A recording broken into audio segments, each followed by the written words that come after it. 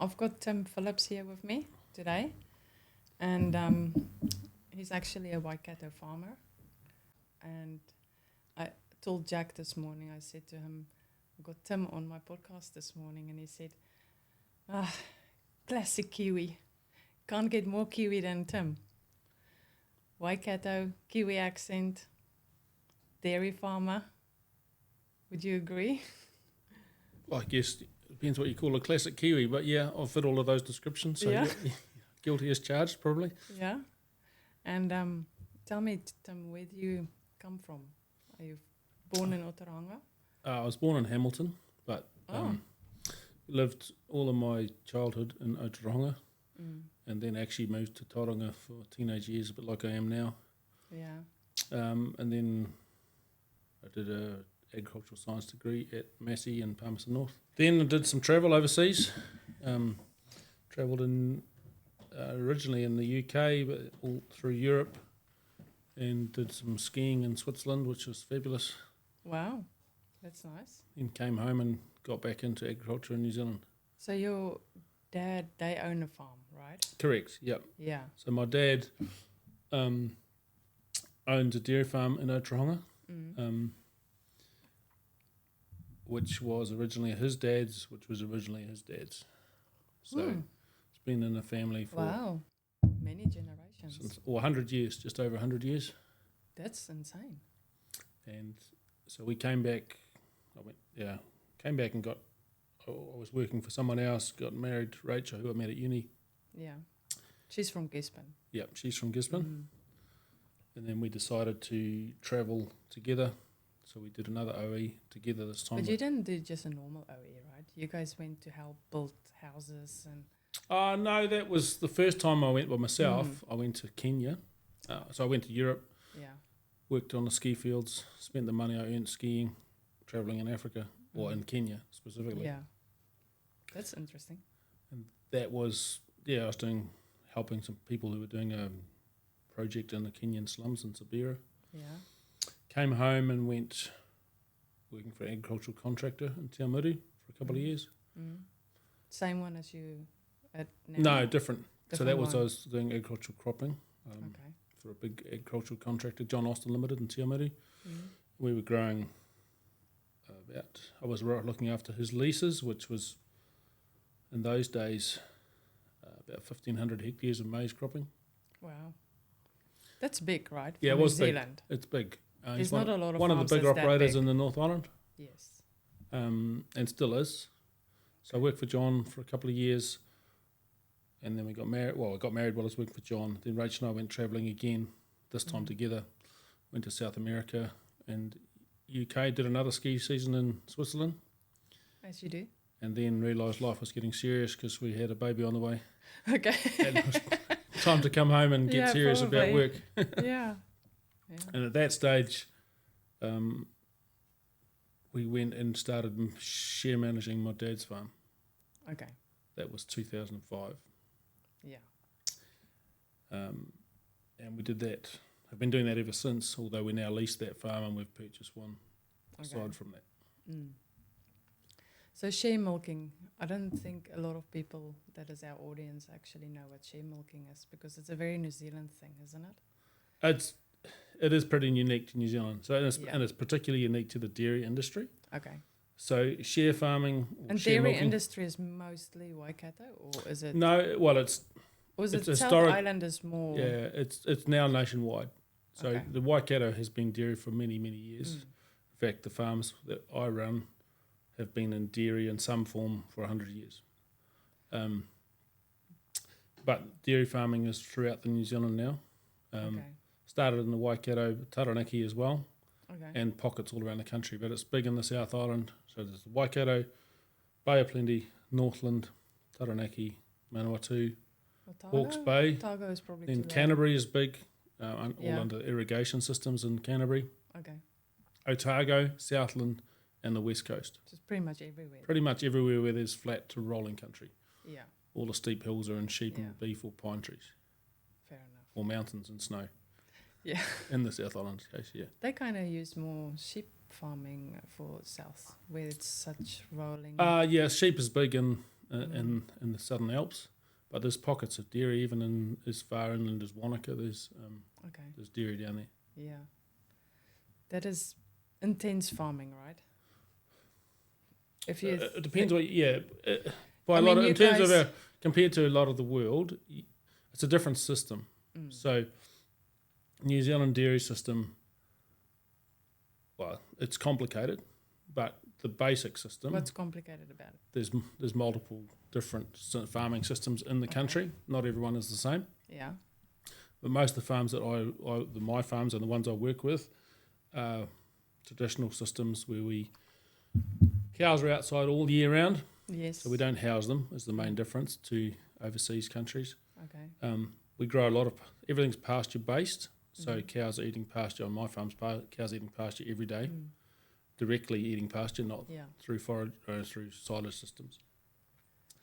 And then obviously the grass grows at different rates throughout the year. Yeah. So which is quite a bit of a scientific calculation, isn't it? So through the winter time, growth rates are low, and we don't milk the cows at all in June and July. So that's really unique to New Zealand. Okay. So we is have it just because they don't get enough of the green? Yeah, well, there are some farms that feed and milk all winter, but they need to have fairly intensive feeding systems to do that. Okay. Which is basically dry hay, is it? Dry hay we feed to non-milking cows, but milking cows need to have good forage, so that's obviously pasture, but also good silage, maize silage, grain. All the winter milking guys will use supplementary systems like that. Okay. Do you actually create your paddocks with those kinds of? Do you grow that yourself? Or do you yes and no. So we grow on our system.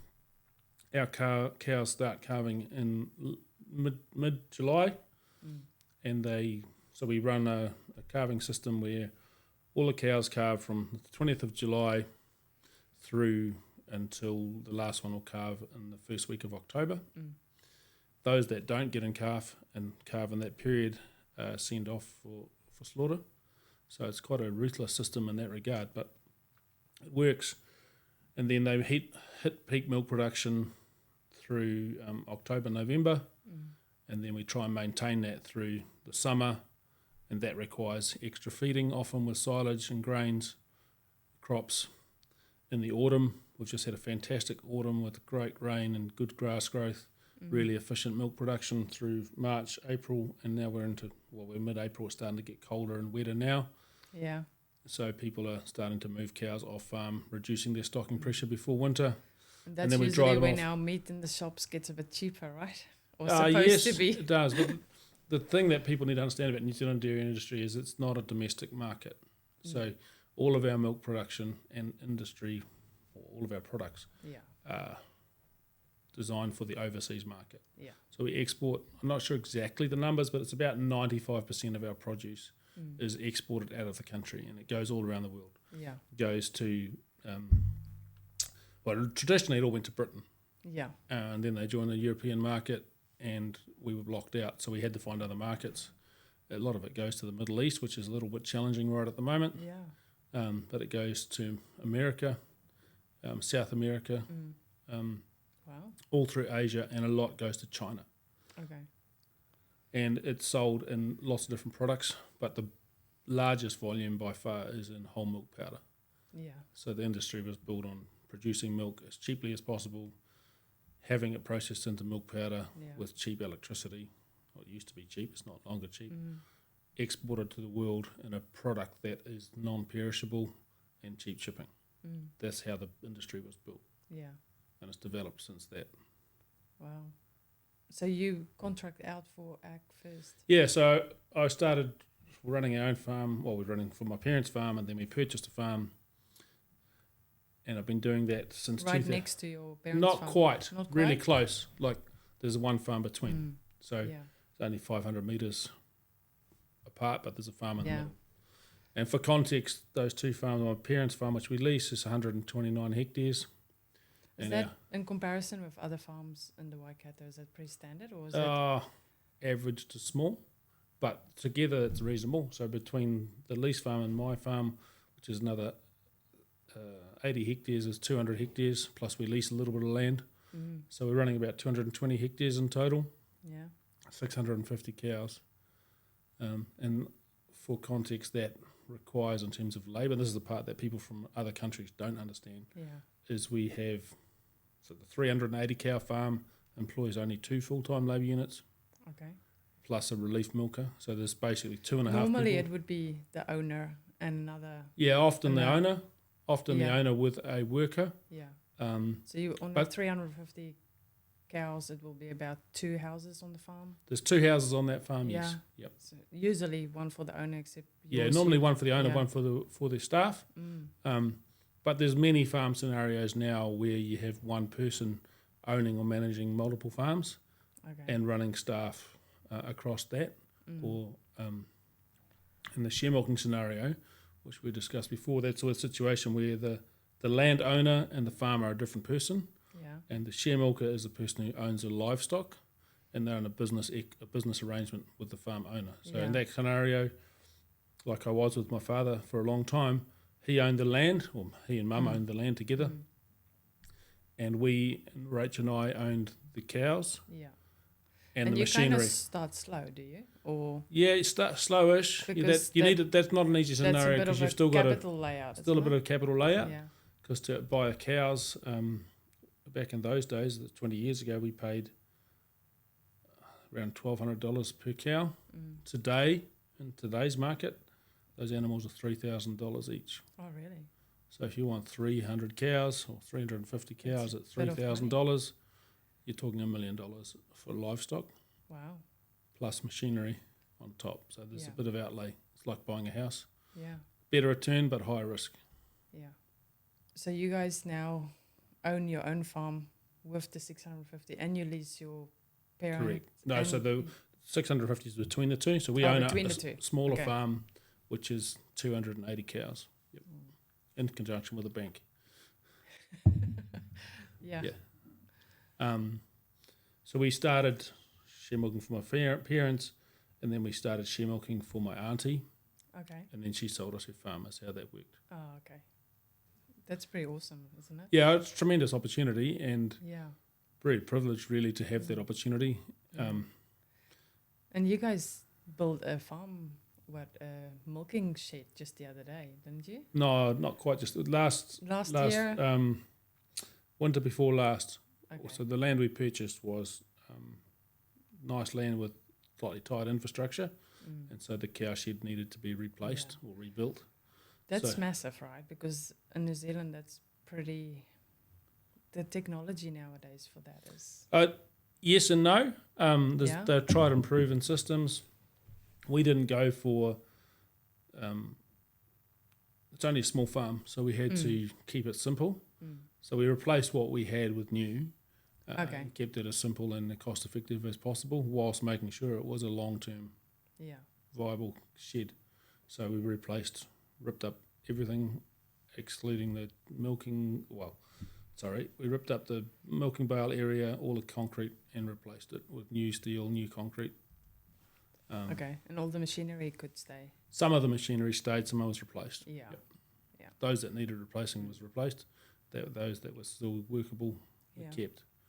And there's probably a lot of regulations for not getting any diseases, and your milks should probably. There's a lot of checks and balances. So we supply Fonterra.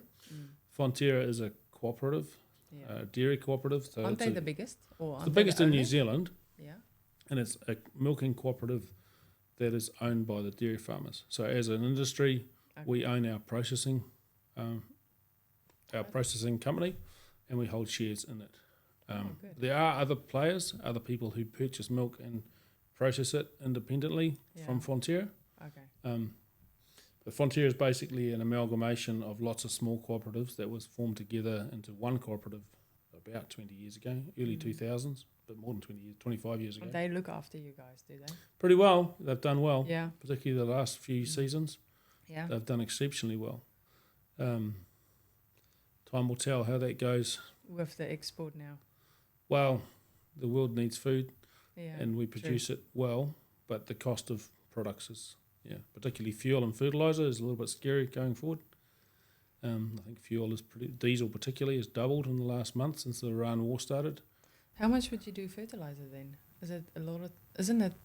Don't you have enough rain and? Well, every farm that's producing milk exports nutrients. Okay. So to maintain production, fertilizer is an essential ingredient in my view. How many times a year would you fertilize? Twice a year. Okay. Sometimes depends on the product. Some products more. So particularly nitrogen goes on more than twice a year. So I haven't got my numbers in front of me. Do you contract that out, or is your workers just part of their duties? No, so we have pretty good service industry. So I organise with the fertiliser rep what fertiliser we want, and then I hop online and I load up a map and I select which paddocks I want the fertiliser truck to apply it to, and I ring a fertiliser spreading company. They bring it from the plant and spread it on the farm and give us an electronic record and a GPS record of where that fertiliser has been placed. That's amazing, isn't it? And then it actually gets deducted directly from our milk check. So it's quite an automated system. My oversight is really choosing what product we're using and what rate. Yeah, And because that's the kind of things we have to report what we've applied, particularly in terms of nitrogen, to both Fonterra and the regional council, because they keep us under close watch to make sure that there's regulations on how much fertiliser people can use. Yeah. But you do that actually now for a living, contracting for ag first. Yes, I do. And then you do but I'm not a fertiliser salesman. No, but you calculate all the aspects of farming, right? Yeah, so nowadays I spend most of my time working as a farm consultant, and I employ share milkers to run our farm business. So I do the accounts, I oversee the business decisions, and I go on farm once to twice a fortnight, checking in with the team, helping them strategise on a plan and making the sort of strategic decisions. And then I try and leave them alone so they can do the job without me being in the way. Okay. Works if you pretty say well. strategic, what do you mean? Is it because there's a lot of calculations with your grass and your feed and your Strategic decisions is really key decisions around how much grass we're feeding, how much supplement we're feeding, what supplement we're purchasing, and who we're purchasing it from, organising contracts for feed supplies, fertiliser, organising grazing. So in order to maintain a milking herd on the farm, our young stock go off the farm and someone else rears them for us. So every year we rear around 150 replacement calves.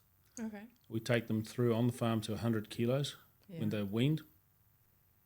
And then I pay a grazing company who takes those animals and puts them on someone else's farm until they return on the 1st of May as, what are they at that stage, a year and a half old in calf, and they spend the next 3 months, so they will arrive home from grazing in 3 weeks' time on the 1st of May as in-calf animals ready to calve in July, ready to start milk production. Okay. So that allows us to utilise the feed they would have eaten for milk production.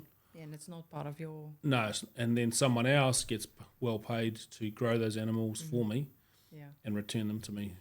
So they don't have to have a milking shed, they don't have to have shares in Fonterra. Feed them.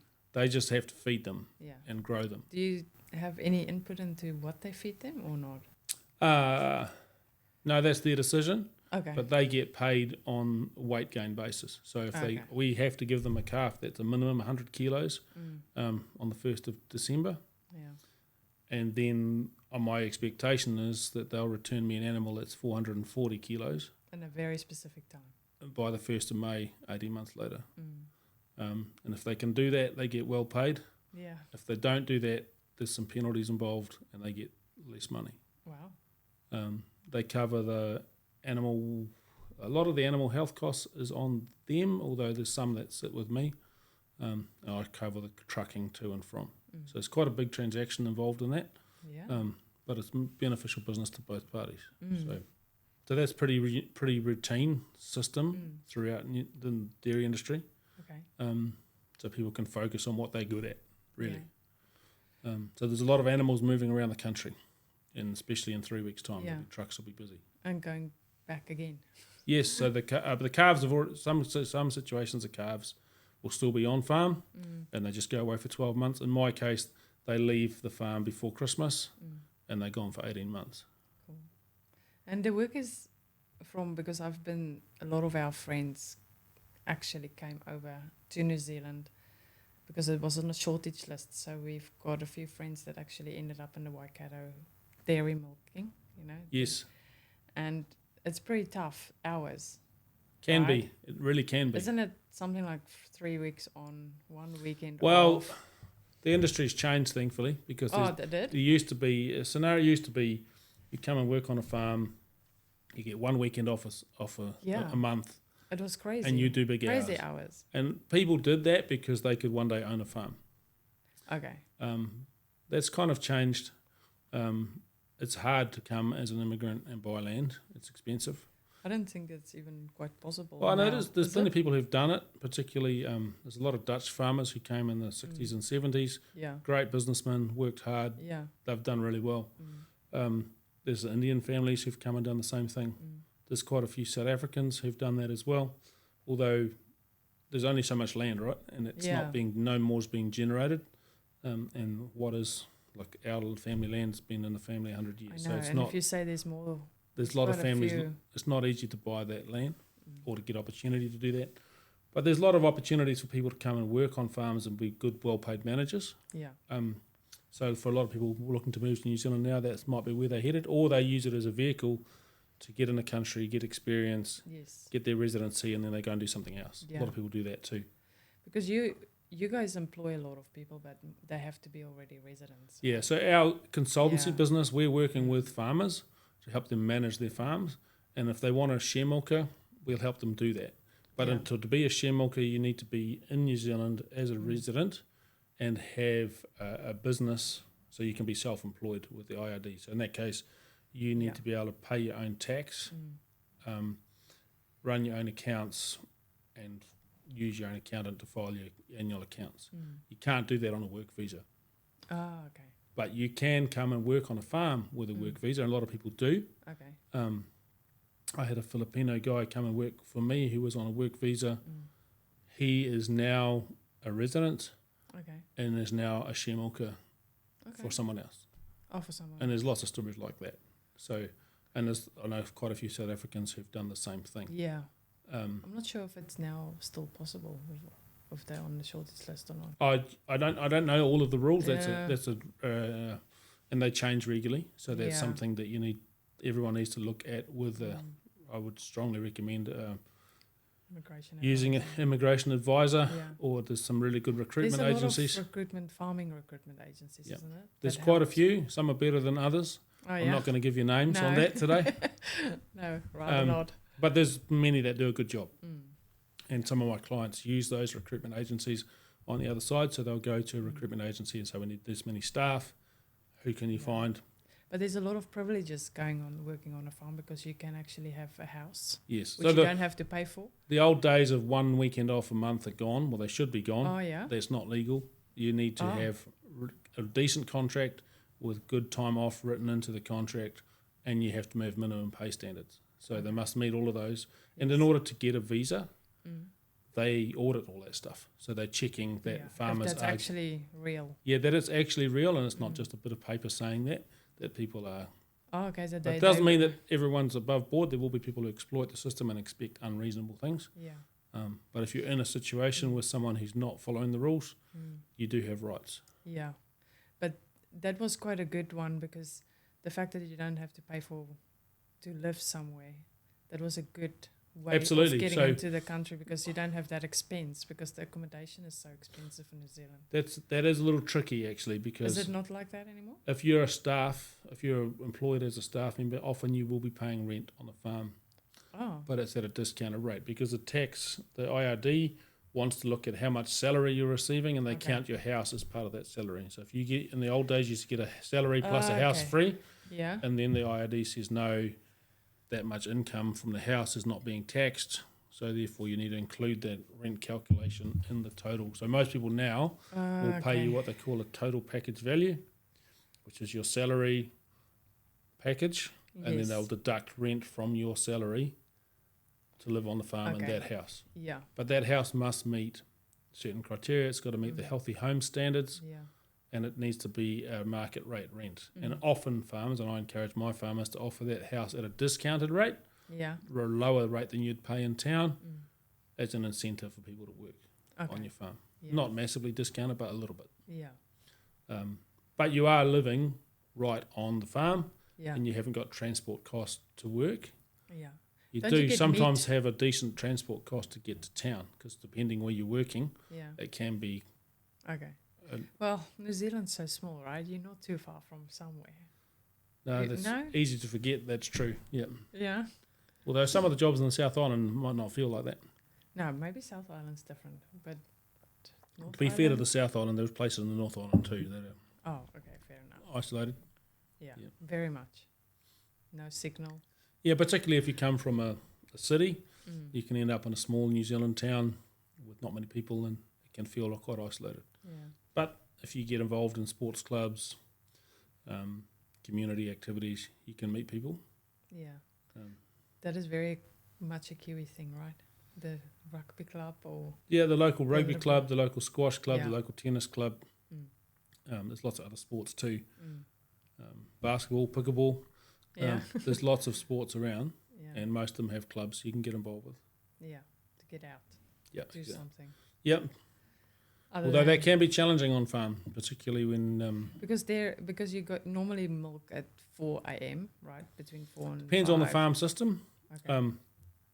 So always, well, not always, most New Zealand farm systems milk the cows twice a day for most of the season, although once a day milking is common at this time of year on some farm systems. Okay, because you're kind of slowing down. Yeah, because you're slowing down, the cows aren't producing as much milk. It's more efficient for time. Yeah. So a lot of my farm systems I work with will milk twice a day from July through until February, and then they'll milk once a day February, March, April, May, and then dry the cows off. Yeah. Although this season, with the grass growth being so good, that once a day milking is just starting now on a lot of farms. So very wet. It's been a fabulous season. Yeah.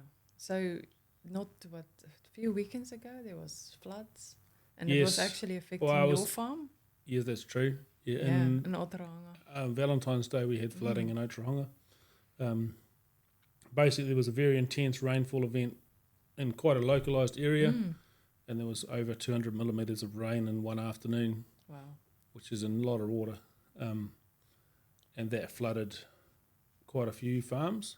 On our farm, it flooded about 6 or 7 hectares, and not for very long, so we were quite fortunate to get a lot of damage. We lost a few fence wires. We had some silty grass afterwards. The cows didn't want to eat it, but it washed off in rain afterwards. Okay. And we lost a water pump that didn't keep up with the flood water. Yeah. But that's not too bad. Not too bad compared to some. Luckily, your shed is not in the way. No, houses and sheds and livestock was all fine. Yeah. So that was a bit of a challenge, but that's farming. There's always something. Yeah. Always some challenge, some opportunity. So you drive back and forth because you live in Tauranga. I live in Tauranga. Yeah. I go back to when I'm on the farm. We've got somewhere we can stay there. In a shed. Yeah, in a shed. Yep. A shed. Jack loves your shed. Yes, it's you wouldn't want to live there, but it's fine to stay in overnight. Yeah. Yep. It's like camping. But in a shed. A little bit better than camping. We've got hot water in the shower. So, okay.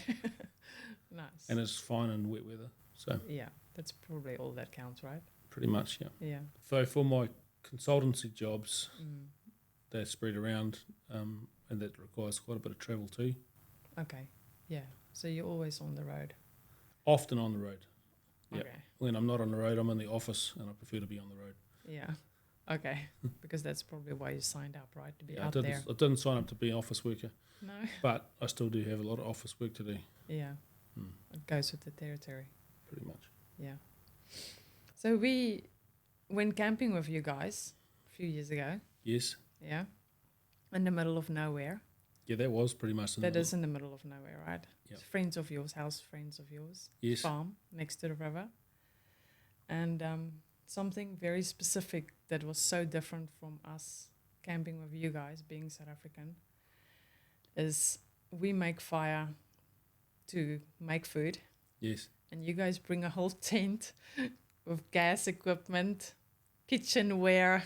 You cook your food in the tent, and then afterwards you make a fire just to sit around it. Yeah, Would you sum that up?